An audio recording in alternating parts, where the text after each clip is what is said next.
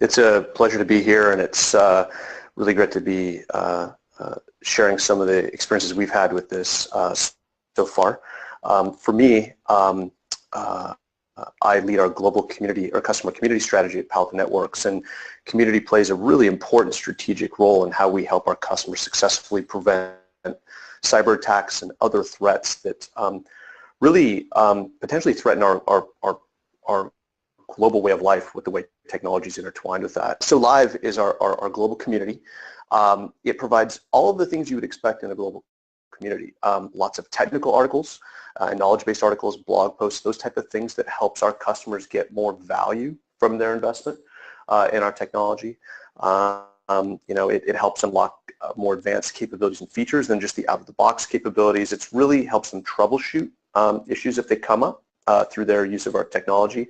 It's really the resource for getting that technical information. At the same time, it's a way to engage with other peers, right? As most consumers know, it's important to not only hear from a vendor what's going on and how they use, how people can use their technology, but it's also important to be able to engage with other users, because a lot of times that in the trenches experience of working with either a technology product or a consumer product or really anything else, that peer-to-peer, consumer-to-consumer experience is such an important thing to understand as well. And sometimes the consumers actually know more, right? And so it's great. And so we are able to engage our users and our expert users and encourage them to collaborate with other users out there as well. And Live is also ultimately a great place to stay current on the latest capabilities of our products, but also threat prevention tips. And anybody that follows the security space knows that the threat surface and the vectors from which these threats come at organizations today is wider than ever, and it's coming at a rate that's faster than ever. So to be able to stay current and connect with other folks and connect with us as well through Live is a critical mechanism to help our customers be successful. So when you go to Live today, you can read these articles. We have over 3,000 knowledge-based articles. We have a whole section of tutorials that help folks learn step-by-step on how to get the most from their investment and kind of deconstruct on how they can unlock capabilities that they want to be able to deploy and ultimately be able to discuss these things with users. You know, one of the things we find is that security is a serious threat to organizations, and successfully dealing with the threats that they face is complex. And inevitably, our customers and others out there have questions. And while documents and tutorials and those things are useful, what's really important is to be able to ask questions and ask them on their terms and on their time to be able to help solve these problems they face. And that's really where the discussions come in. And so today we have over 45,000 IT and security professionals out there in our Live community, and it's growing incredibly rapidly. And so really the question becomes in discussion, how can we continue to make that discussion and engagement even better? How do we deliver more to our users so that we can address the challenges they face, particularly in the security space today? And for us, and as you look at the reach of our community, while 50% of our users originate from the Americas, really the other half come from countries around the world where they may speak English, or but certainly English is maybe not their primary language. And so the important part is, how do we meet the user where they are and help them deal with those big challenges they face, right? And so historically there have been one way to do that, and that one way has been to stand up independent communities focused on a specific language. So in addition to having maybe your English-speaking community, you might have a French community and a Spanish community and a Japanese community and a German community and so on. And while that's an effective way to reach users, for us, taking that leap to be able to resource, and it's not really a technology issue, it's more of a people and process issue, to invest in people that could successfully run those different communities and connect and engage with their users in those languages of choice. It really is a pretty significant barrier to do it right, to do it well. Larger companies do this incredibly well, but on our journey at this point in time, it just really wasn't an option. And so that's why we're excited to talk about this today.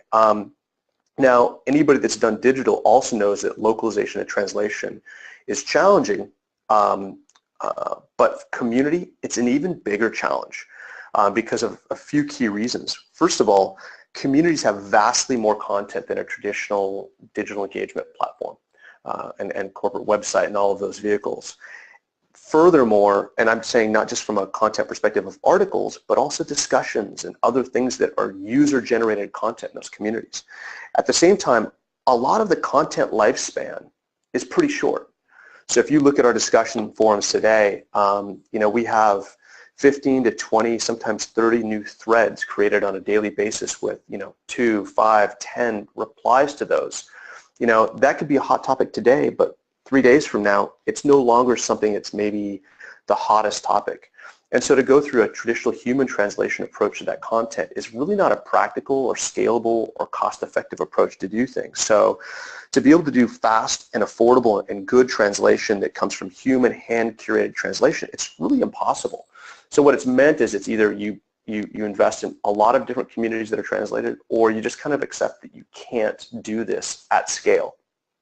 And so that's what's really exciting to us about this dynamic translation that we've deployed and that Fred and Larry have been talking about. What it does is it really changes the game for us for how we engage our global community. First of all, it provides on-demand translation for all of our discussion threads in 5 different languages. It also, does some things that are interesting.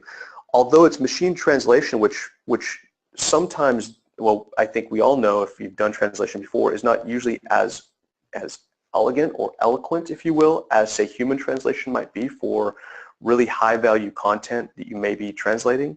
What's exciting is this approach actually leverages our existing translation memories to deliver the best quality and continually can be tuned to deliver more quality in that machine translation to the point that it's quite effective.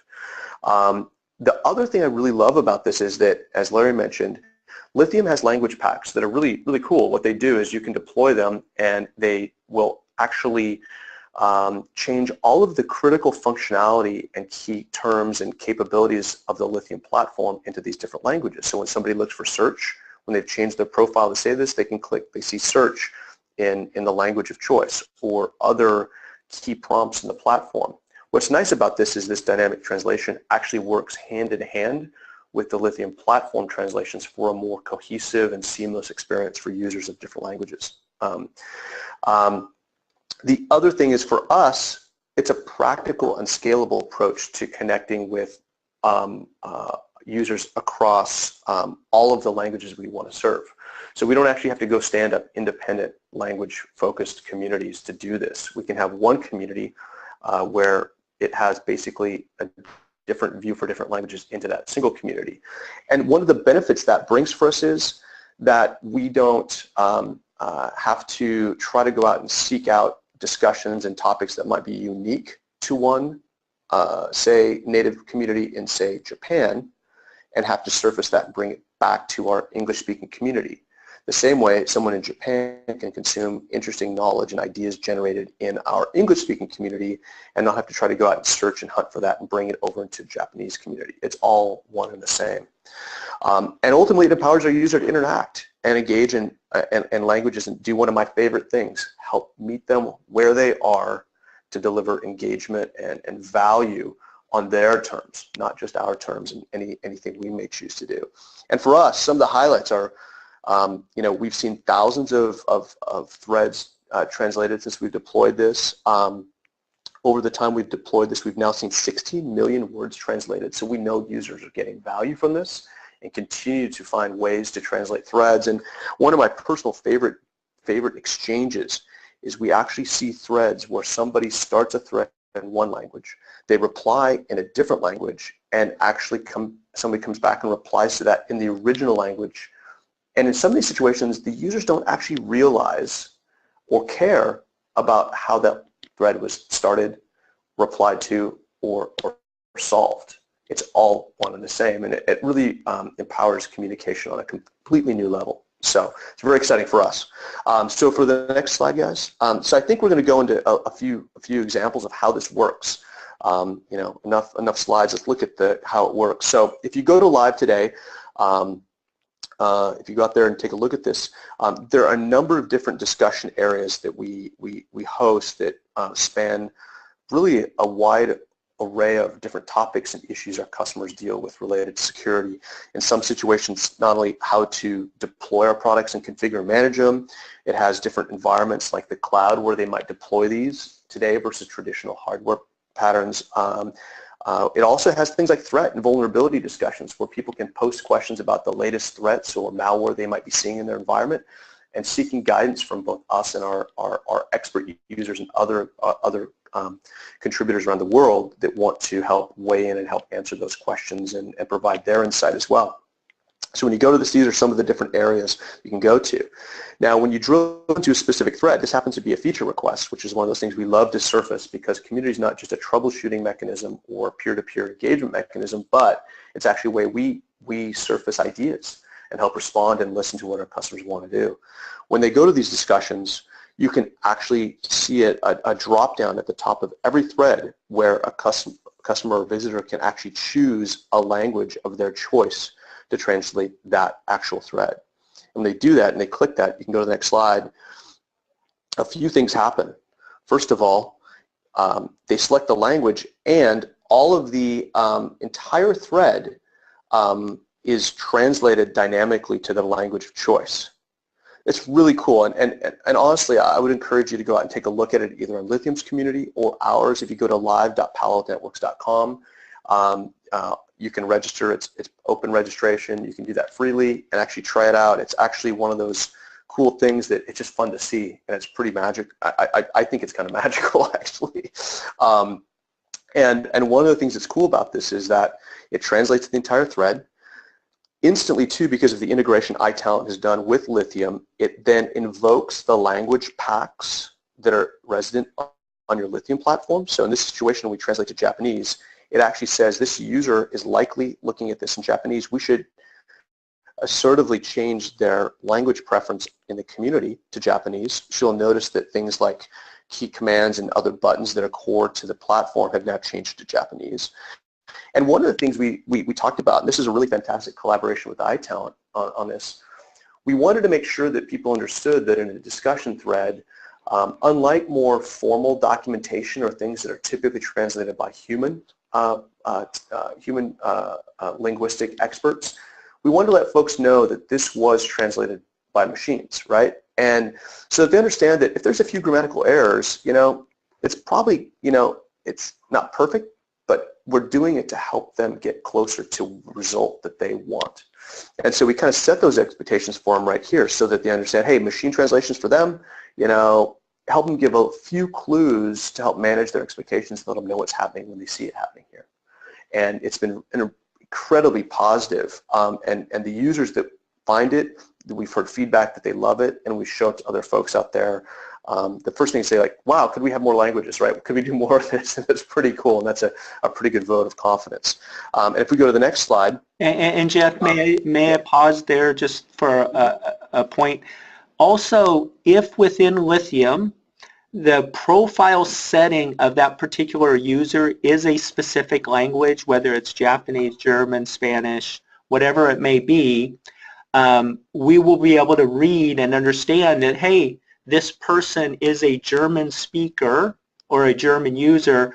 When they go to these discussions, by default, it will present the information in German. They wouldn't have to pull down the menu.